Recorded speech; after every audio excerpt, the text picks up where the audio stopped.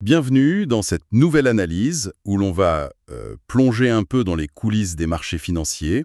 Aujourd'hui, on s'attaque à un gros morceau, l'order flow, Le flux d'ordre, ouais. c'est ça.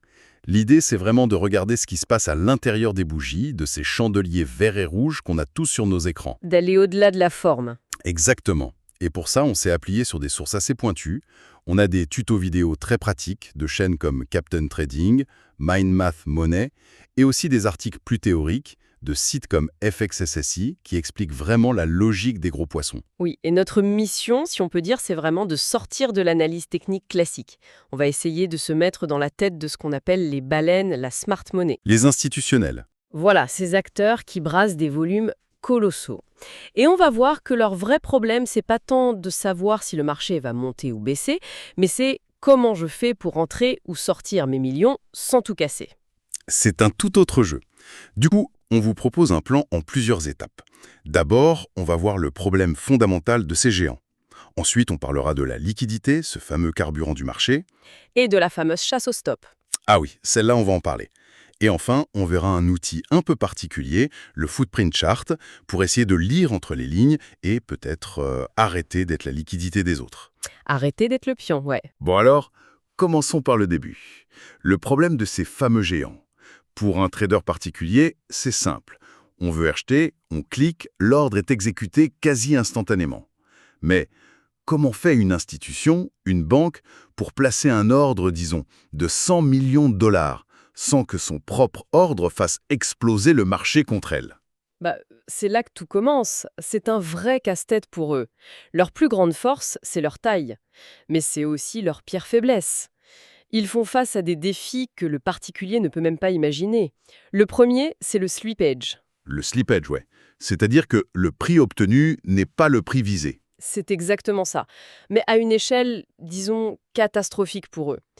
Imaginez, vous voulez acheter un actif à 100 dollars. Votre ordre est tellement énorme qu'il n'y a tout simplement pas assez de vendeurs à 100 dollars. D'accord? Donc, pour que votre ordre soit rempli, il va devoir manger tous les vendeurs à 101,01, puis 100,02, 100,03. À la fin, votre prix moyen d'achat sera pas de 100, mais peut-être de 101,50. Ce qui, sur 100 millions, fait une perte sèche de 1,5 million de dollars, juste pour passer l'ordre. Voilà.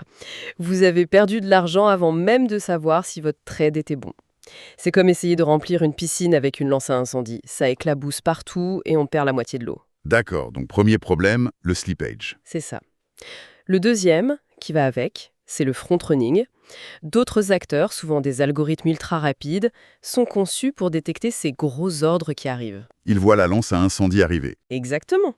Et ils se placent juste une milliseconde avant vous pour acheter et vous revendre l'actif un peu plus cher. Ils surfent sur la vague que vous êtes en train de créer. Et enfin, le dernier souci, c'est juste qu'ils ne sont pas discrets. Un ordre de cette taille, ça laisse une empreinte, donc ils sont obligés de ruser. Ce qui nous ramène à la loi la plus simple du marché. Pour chaque acheteur, il faut un vendeur. S'ils veulent acheter pour 100 millions, il leur faut 100 millions de ventes en face, au même moment. La question est simple, mais où trouvent-ils tout ce volume? Alors, c'est là que ça devient fascinant. Ils ne le trouvent pas comme ça, par magie. Ils le créent. Ou plutôt, ils vont le chercher là où il est déjà concentré. La fameuse liquidité. La liquidité, exactement. Et cette liquidité, elle ne flotte pas au hasard. Elle s'accumule dans des zones très, très prévisibles du graphique, ce qu'on appelle les poches de liquidité. Et ces zones, c'est où? C'est là où tout le monde se sent en sécurité. Pensez à un support bien net. Un prix que le marché a touché plusieurs fois sans jamais casser. Ok, un support évident. Qu'est-ce que font des milliers de traders? Ils achètent sur ce support et ils placent leur stop-loss juste en dessous. Logique? Pareil au-dessus d'une résistance claire, sous des creux égaux, près des chiffres ronds, genre les 60 000 dollars pour le Bitcoin. Toutes ces zones sont des aimants à stop-loss. On touche à une expérience que, je pense, tout le monde a vécu. Ce moment de rage où le prix descend, il touche votre stop au tic près et il repart violemment dans la direction qu'on avait anticipée. On a l'impression que le marché nous vise personnellement. Et c'est ça qu'il faut comprendre. Ce n'est pas personnel. On n'est pas la cible, on est juste le carburant. Notre stop-loss, multiplié par des milliers d'autres, ça devient le réservoir d'essence dont l'institution a besoin pour faire décoller sa fusée. Attends, donc le stop-loss, que je vois comme mon bouclier, ma protection, C'est en fait une source d'énergie pour eux. C'est une image parfaite. Un stop-loss sur une position longue, c'est un ordre de vente. Donc, une zone remplie de milliers de stop-loss, c'est une poche massive d'ordres de vente qui ne demande qu'à être déclenchée. Si une institution veut acheter en masse, C'est l'endroit parfait. c'est l'endroit rêvé. Il pousse le prix un tout petit peu sous le support, ça déclenche une réaction en chaîne, tous les stops sautent, ce qui crée une vague de vente de panique, et qui est là, tranquillement, pour acheter toutes ces ventes à un bon prix. Eux, Ils absorbent tout. C'est comme ça qu'ils remplissent leurs ordres d'achat géants. et la logique est la même dans l'autre sens, j'imagine, pour vendre. C'est l'exact miroir. Pour vendre massivement, il leur faut des acheteurs. Donc ils vont pousser le prix au-dessus d'une résistance bien visible. Et là, ça déclenche deux choses. D'abord, les stop-loss de ceux qui pariaient sur la baisse. Ces stops sont des ordres d'achat. D'accord. Et surtout, ça crée le fameux FOMO, la peur de rater l'opportunité. Les traders de breakout voient la résistance cassée et ils se ruent à l'achat pensant que le prix va s'envoler. Et c'est le moment parfait pour que l'institution leur vende tout ce qu'elle a. Exactement. C'est un transfert de risque. Magistral. Mais, du coup, est-ce que c'est pas de la manipulation de marché, tout simplement? C'est une ligne qui est très très fine. Pour les régulateurs, la manipulation, ça implique une intention frauduleuse de tromperie. Pour les institutions, c'est juste la mécanique normale pour exécuter un ordre de cette taille. Ils n'inventent pas le support ou la résistance. Non, ils l'utilisent. Ils utilisent la structure prévisible du marché, la psychologie des foules à leur avantage. Ils ne trichent pas avec les règles du jeu. Ils jouent juste à un niveau complètement différent. C'est... bon, c'est fascinant. Ça veut dire qu'une partie énorme de l'action est totalement invisible sur un graphique classique. On voit la voiture qui avance, qui freine. Mais on ne voit pas du tout comment le moteur fonctionne à l'intérieur. Ouais. Comment on fait pour ouvrir le capot? Alors, on l'ouvre avec des outils qui vont au-delà du prix. Et l'outil principal pour ça, c'est le graphique d'empreinte, le footprint chart. Le footprint. Voilà. Imaginez que chaque bougie sur votre graphique, c'est une boîte noire. Le footprint, c'est une sorte de scanner, de radio, qui vous montre ce qu'il y a dedans. Au lieu de voir juste un rectangle vert, vous allez voir pour chaque petit niveau de prix, à l'intérieur de la bougie, combien de contrats ont été achetés au marché et combien ont été vendus au marché. On voit la bataille en temps réel, quoi. Étage par étage. C'est exactement ça. On a souvent deux colonnes. À gauche, en rouge, le volume des vendeurs agressifs, ceux qui ont cliqué « Vendre ». Et à droite, en vert, le volume des acheteurs agressifs. Et juste en regardant ça, on peut voir des choses qui sont invisibles autrement. Comme quoi, par exemple? Le plus simple, c'est le delta. C'est juste la différence entre les acheteurs et les vendeurs agressifs. S'il y a eu 1000 achats au marché et 300 ventes, le delta est de plus 700. C'est un signe assez clair de pression acheteuse. D'accord. Donc un gros delta positif, ça veut dire que les acheteurs sont en train de marteler le bouton d'achat. Mais ça garantit pas que le prix va monter, si? Excellente question. C'est là que ça devient beaucoup plus subtil.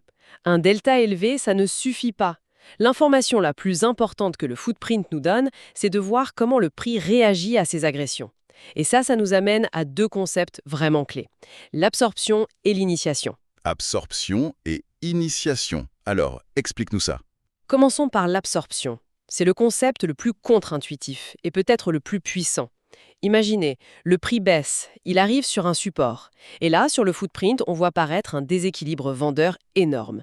Des chiffres rouges vifs, 1000, 2000 contrats vendus agressivement. Logiquement, le prix devrait s'effondrer. Logiquement, oui. Le delta de la bougie est hyper négatif. Mais le prix ne baisse pas, ou très peu. La bougie clôture même plus haut. C'est étrange. Donc on voit une avalanche de ventes, mais le vrai signal, c'est le fait que le prix ne baisse pas. C'est ça. C'est un peu comme voir un boxeur qui encaisse des coups surpuissants, mais sans reculer d'un centimètre. C'est ça le signe de force. La métaphore est parfaite. C'est exactement ça. Toute cette pression vendeuse est absorbée par de gros ordres d'achat passifs, des ordres limites, qui attendent tranquillement. C'est le signe qu'un très gros acteur est en train de défendre ce niveau et d'accumuler des positions à l'achat en se servant des vendeurs paniqués comme fournisseurs. C'est un signe de retournement potentiel hyper puissant. Et l'initiation alors? C'est le contraire? C'est ça. L'initiation, c'est beaucoup plus simple. C'est quand la cause et l'effet sont alignés. On voit un fort déséquilibre acheteur, un delta très positif, et le prix monte, la bougie clôture en force vers le haut. Là, il n'y a pas d'ambiguïté. Le boxeur donne un coup et son adversaire est projeté en arrière. Voilà, les acheteurs sont agressifs et ils ont le contrôle, ils font avancer le prix. C'est un signe de continuation, de force affirmée. D'accord, je vois. L'absorption, c'est la force cachée, l'initiation, la force visible. Donc si je résume, pendant des années, on nous a dit « la tendance est ton ami, suis la cassure ». Le fameux trade de breakout. Et là, ce que les sources nous expliquent, c'est que la plupart du temps, la cassure, c'est le piège ultime. C'est un renversement complet de la logique. C'est un vrai changement de paradigme, ouais. La stratégie qui émerge de tout ça, c'est plus de trader la cassure, mais de trader le piège lui-même, une fois qu'il s'est refermé. Bon, alors on y vient, le moment que tout le monde attend. Concrètement, comment on utilise tout ça pour éviter de se faire piéger? Et même pour en profiter. La stratégie, elle peut se décomposer en plusieurs étapes assez logiques. La première, c'est d'identifier une zone de liquidité évidente, un support ou une résistance que tout le monde voit sur son graphique. Facile, tout le monde regarde les mêmes niveaux. C'est ça. Deuxième étape, on attend. On attend patiemment la prise de liquidité. C'est le moment de la fausse cassure. Le prix doit casser ce niveau. C'est là où 90% des traders se jettent dans la bataille. Ils vendent sous le support, ils achètent au-dessus de la résistance. Et c'est là où il faut s'asseoir sur ses mains et ne rien faire. C'est le plus dur. Lutter contre l'instinct de suivre le troupeau.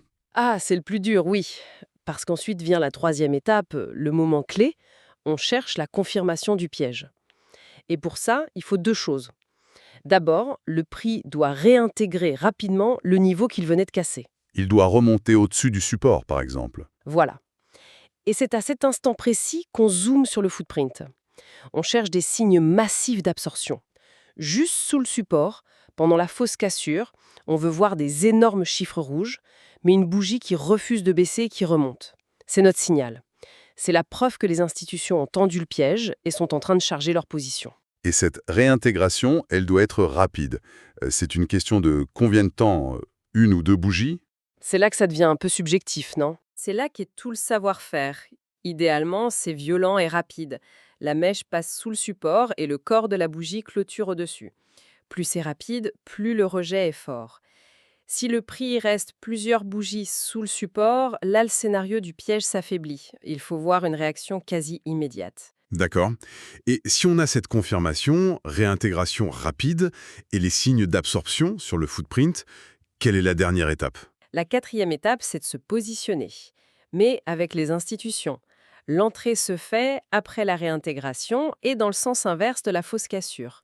On n'a pas essayé de deviner le point bas, on a attendu que le marché nous montre la main des gros joueurs et on suit leur sillage. Ça change aussi complètement la façon de voir la gestion du risque.